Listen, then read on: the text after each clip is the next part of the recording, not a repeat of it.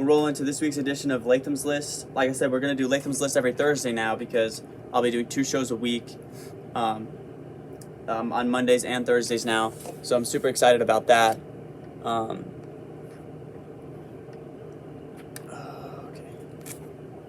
Cool. All right, pulling up my notes here. Sorry, they weren't loading. All right.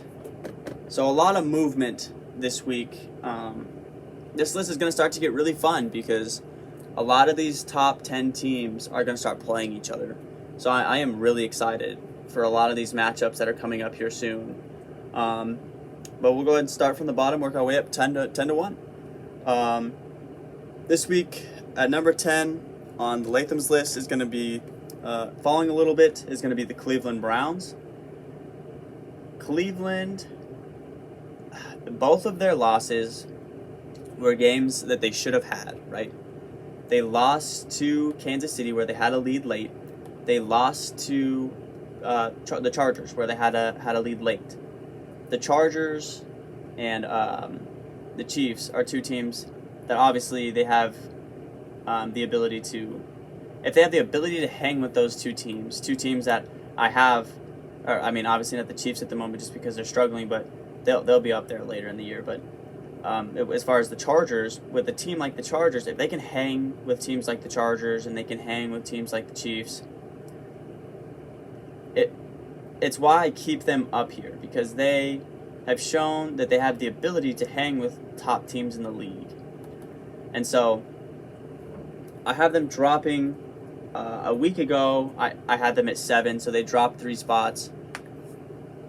We're going to get really in-depth into the Baker Mayfield situation, so I'm going to leave a little bit to talk about that later for a later segment we have on Baker. But with that, the Browns have everything they need to be a Super Bowl contending roster, and I still like their chances even though they've lost 2 games that they should have had. Entering the top 10 for the first time this year for me, and probably the first time in a long time they've been kind of this good. Even though they lost, I'm going to move the Cincinnati Bengals into my 9 spot.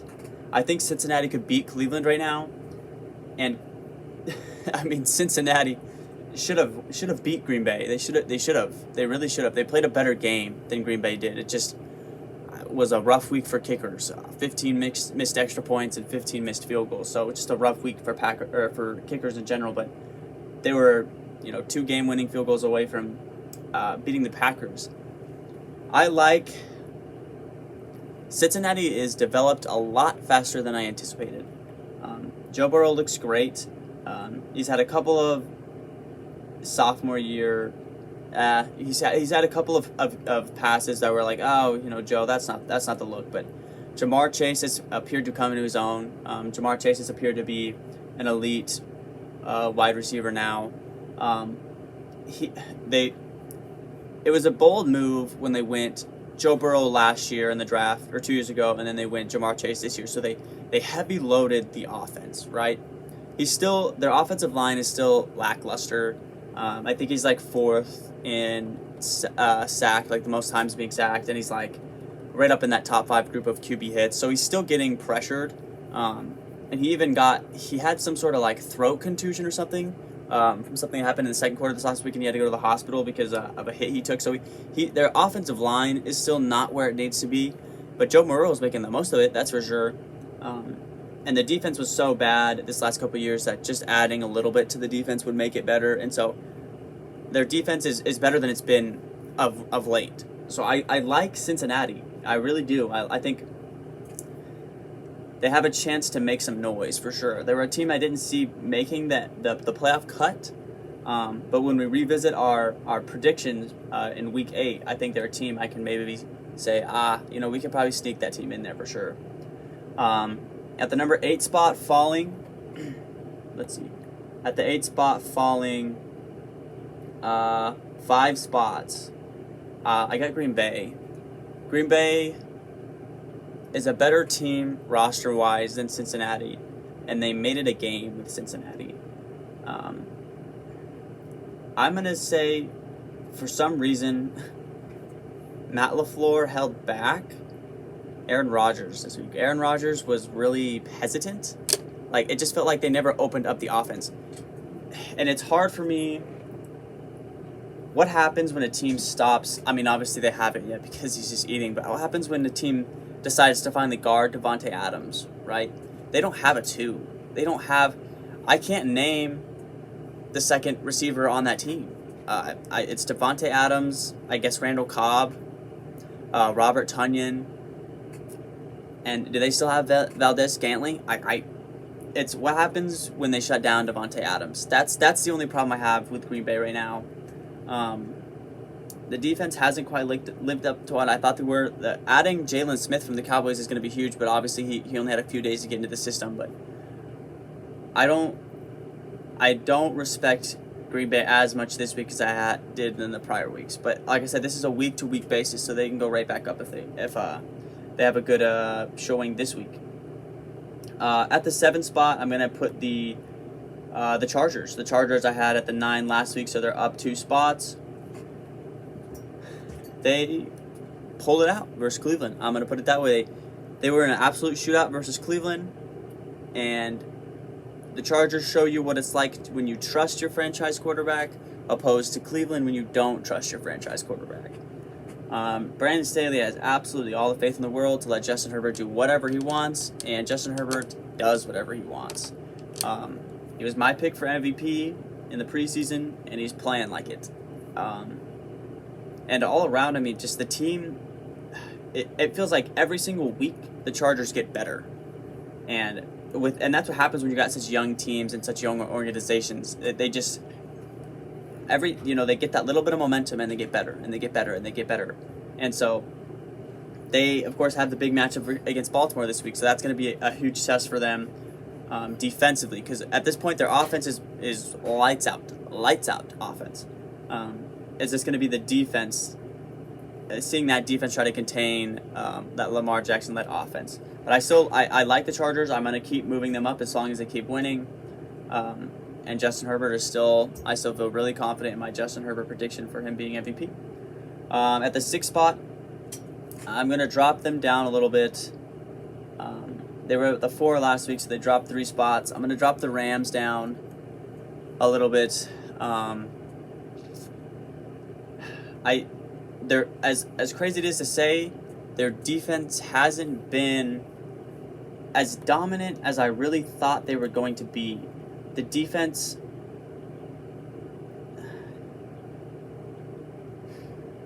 they played on Thursday against Seattle, and it was anytime that there was that divisional game within the NFC West, those games are always ugly, and they just kind of, teams are scrapping to get the win there. But I like the Rams. I think they should probably be higher. But like I said, I rate this on a week-to-week basis, and I wasn't impressed with their performance. The offense is fireworks, and it's crazy to say that the defense just hasn't really been there. Even statistically, I don't have the stats pulled up. I should have pulled them up, but I don't have them pulled up. But the Rams statistically on defense haven't been the greatest defense. And it might just be because they've played, Tampa and Arizona. They've played some of the best offenses in the league. So maybe their stats are going to be a little bit, uneven because they're playing the best offenses in the league. But I dropped down the Rams just a little bit just because I wasn't impressed with their performance versus Seattle, and Seattle is a much worse team than the Rams are. At the number 5 spot, I'm finally going to give them the respect. I have the Ravens going up 3 spots to the number 5. And here's why. People are going to say I'm biased, but I don't care. It means more to me when a team fights. I don't know. When a team fights instead of just... It's hard to explain. Instead of just dominate, right? So they should have beat the Colts because they're a better team than the Colts. They should have beat them easily, right? They should have beat Detroit better than they did. And they were down to the Chiefs for most of the game, right? There's something about a team that fights and a team that faces adversity to me that gives them a little bit of an edge and a little bit of respect for me, right? The Ravens are down 15 players on IR. They are down 15 players on IR. most in the league by far, and they are just making the most of it. They really are. When you talk about the definition of most valuable player, it's 100% Lamar Jackson. I know he's not the MVP favorite right now, but when you talk about the most valuable player to a team's success, it's 1,000% Lamar Jackson. Lamar Jackson has accounted for 1,860 yards of the Ravens' offense. That is more than 14 total teams' offenses in the NFL. That is absurd. On Monday night, he accounted for 504 of the Ravens' 529 yards of offense. That is valuable. If the Ravens didn't have Lamar Jackson, they would not be good. They wouldn't be, right? I'm not saying that Trace McSorley couldn't kind of evolve into a Lamar Jackson, or not Trace McSorley, Tyler Huntley, but that, in my eyes, the only knock I have on Baltimore now is that, like I said, I don't believe in the defense 100%. They played well against Kansas City, so the defense I played against Kansas City is the defense that I need to play versus the Chargers. But so the defensive side of the ball has me a little bit nervous, but the fact that they're so Lamar dependent is also a little bit of a bad thing, because if something, heaven for Betsy, happens to Lamar, they have the same guy in Tyler Huntley to come back in and do the same kind of thing Lamar can, but obviously he's not Lamar. But if something were to happen to Lamar, the Ravens, overall team success drops dramatically, and so that's why I have them down at the 5. At the 4, I'm going to put Tampa. Tampa dominated the Dolphins, as they should. Tom Brady is an ageless wonder. I can't believe he's playing better now than he was playing 10 years ago, 20 years ago. It's crazy. Just Tom Brady has so many weapons. They're the best passing offense in the league. Leonard Fournette is actually kind of turning into a two-way back. He's a receiving back now, and he runs the ball quite well. I'm impressed with Tampa's offense. Their question and why they're not in the top 3. My top 3 teams have solid offense or elite offenses and great to close to elite defenses. And so Tampa's defense has not been what it was last year. They're the worst against the pass, meaning they're 32nd in the league against defending the pass. And so I don't know where their defense went. It's kind of like Washington. Their defense just hasn't been what it was a year ago. And so the only knock I have on Tampa is just that defense at this point. And making a jump completely into my list, they weren't even in. So, and out of the jump into the list out of the list, making a jump into it this week is the Dallas Cowboys. I was way wrong. Sometimes you got to admit when you're wrong, because I like to admit when I'm right, and so I got to admit when I was wrong, and I was way off on Dallas, way off. I didn't think their defense. That was when I came into the year. That was the problem I had with them was the defense. I thought the defense was horrible a year ago, and it really didn't change much this offseason. And so I was like, they figured it out a little bit. They are flying around on defense. Obviously, when Trevon Diggs is getting all those picks, it helps a lot. And then offensively, like I said, when at the beginning of the year, I said they didn't have an offensive identity, and now they've kind of found their offensive identity. And it's crazy because when the Cowboys run the ball, historically, even back in their 80s, 90s, when they run the ball, they're successful, right? When they were winning Super Bowls, they were running the ball primarily. The Dallas Cowboys have always had an elite offensive line. They've always had an elite run game. When the Dallas Cowboys get away from that, that's when they start to lose. That's when they start to not be as good of a team. And so, all around, the Cowboys haven't played a bad game this year, and they're the only team, really, when you think about it, they're the only team in the league that hasn't played a bad game. They barely lost to Tampa, and they didn't play a bad game versus Tampa. The Bills had that bad game against the Chargers, or against the Steelers. Tampa had the bad game against the Rams. The Ravens had the bad game against the Raiders. The Rams had the bad game against the Cardinals. The Cardinals had a bad game versus an ugly game versus the 49ers. They barely won that game. They barely pulled it out, started scoring a little bit late, but they had an ugly game. So far, the Cowboys haven't had a game where I went, ooh, they don't look good. So they definitely get that respect for sure. At the 2 spot, I got Arizona. They're undefeated. Defense is clicking. Offense is clicking. Kyler Murray is the MVP favorite right now. Not a whole lot to say there. And then at the top of the list, as you could expect, is the Buffalo Bills. They're clicking on all cylinders as well.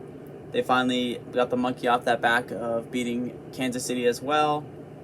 And Kansas City has now fallen into a pretty big hole, losing to the Bills, losing to the Ravens now, and losing to the Chargers. The Ravens, Bills, and Chargers are the 3 best teams in the AFC, and Kansas City has lost their head-to-heads to all 3. Kansas City has a 0% chance now of getting that 1 spot, and they are on the outside looking in. So running through that again, at the 10 spot, I've got the Browns. At the 9 spot, I got the Bengals. At the 8 spot, I got the Packers. The 7 spot is the Chargers. The 6 spot is the Rams. The 5 spot is the Ravens. The 4 spot is Tampa. The 3 spot is Dallas. The 2 spot is Arizona. And the 1 spot is the Buffalo Bills.